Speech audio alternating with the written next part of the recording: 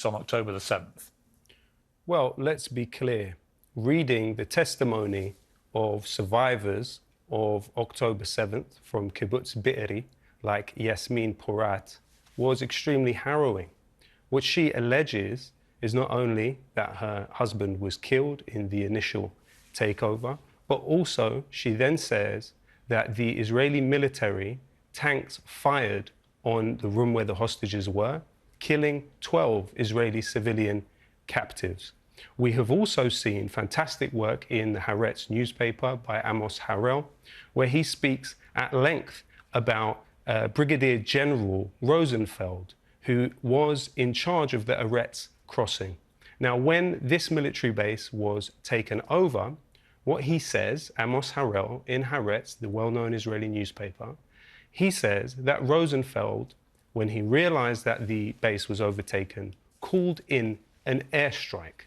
This is in Haaretz. These are not my words. These are the words of Amos Harel.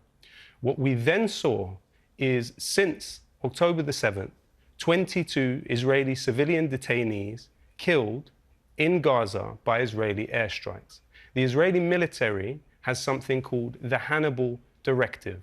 The Hannibal Directive was developed in Lebanon in the 80s by the Israelis with the clear understanding that they do not want the other side to take hostages. So, for example, you have the case of Hada Golding in 2014, what Israel called Operation Protective Edge, which killed over 2,200 Palestinians. But when this Israeli soldier was taken captive by the Palestinians, Israel then proceeded to kill everyone, including the civilians in the area around where he was kept and the soldier himself.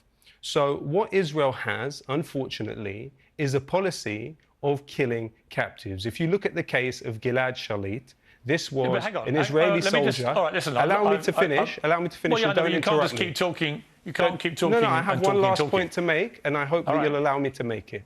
In the case of Gilad Shalit, what happened was one Israeli soldier led to 1,000 Palestinian prisoners being released. There is a clear understanding within the Israeli military and political elite that they do not want people to be kidnapped. So therefore, they unfortunately, as history has shown us and as the directive within the Israeli military shows, they take action to kill their own captives.